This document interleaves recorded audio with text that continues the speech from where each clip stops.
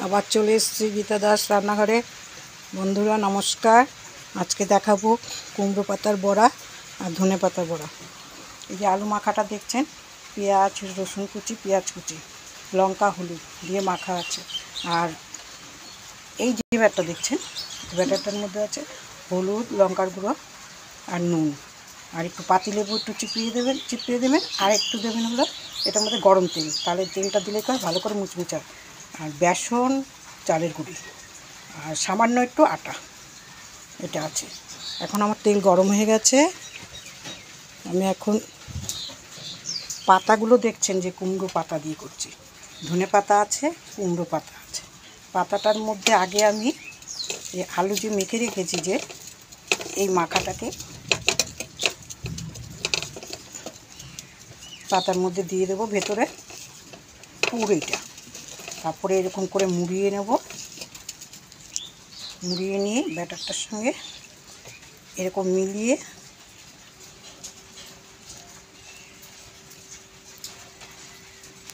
কড়াইতে দিয়ে দেবো। আবার আমি আরেকটা পাতা নিয়ে নিচ্ছি।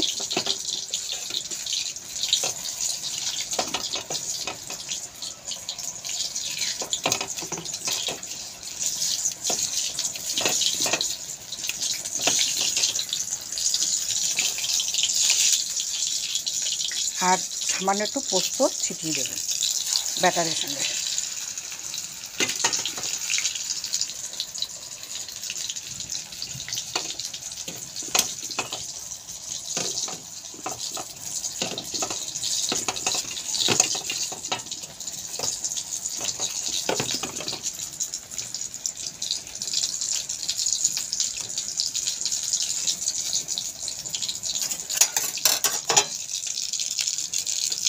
কী করে ভাজছি এখন দেখুন।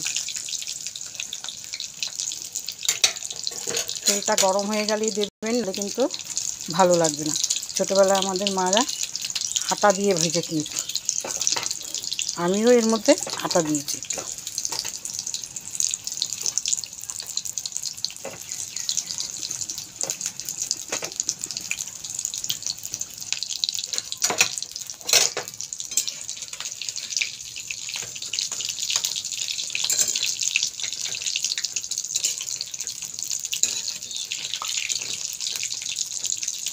চালের গুঁড়িটা একটু কম ছিল দেখেই আমি আটাটা দিয়েছি, কেননা চালের গুঁড়িতে কিন্তু দিলে কিন্তু মুচমুচে হয়।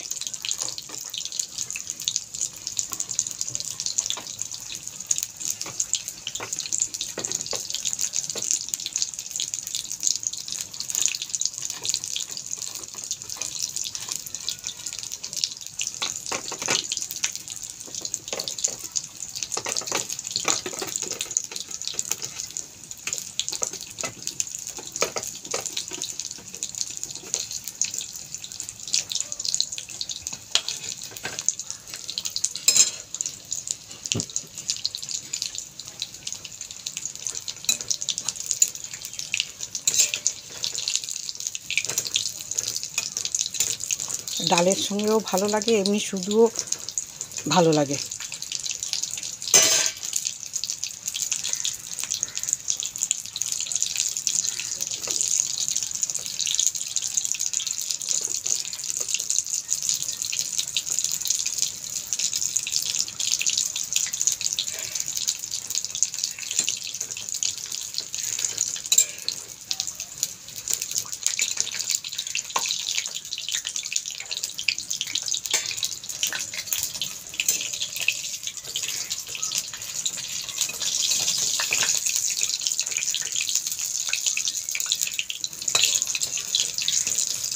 এবার বড়াগুলো এই দুটো আমার ভাজা হয়ে গেছে, এটাকে আমি তুলে রাখলাম। আবার আমি আরেকটাকে দিয়ে দিলাম।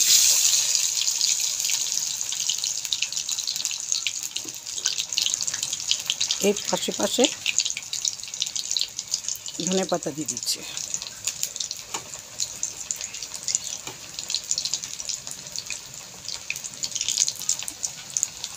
ধনে পাতা গোড়া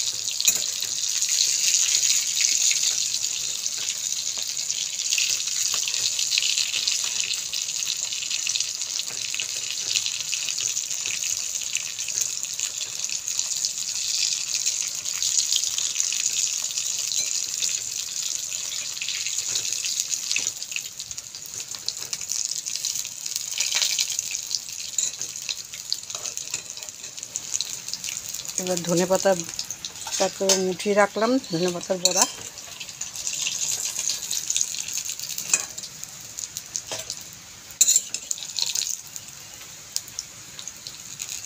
এই রকম করে ভেজে নেবেন, এরকম করে ভেজে তারপরে করে খাবেন, দেখবেন খুব ভালো লাগে, মুচমুচেও লাগবে আর টেস্টি আছে খুব।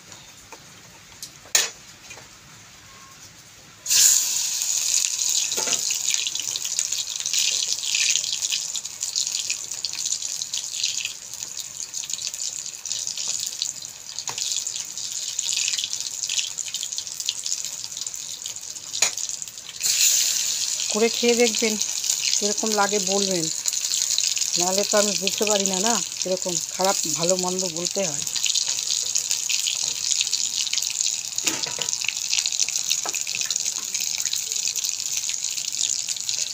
এবারে যে কড়াইতে দিলাম দুটো, ওগুলো ভাজা হতে থাক। যেগুলো আমি ভেজেছি সেগুলো আমি প্লেটে সাজিয়ে দিলাম প্লেটে। এগুলো ধনেপাতা বড়া। এখন তো গোল গোল না, এখন সব ধনেপাতা এরকমই ভাজা হচ্ছে। হ্যাঁ,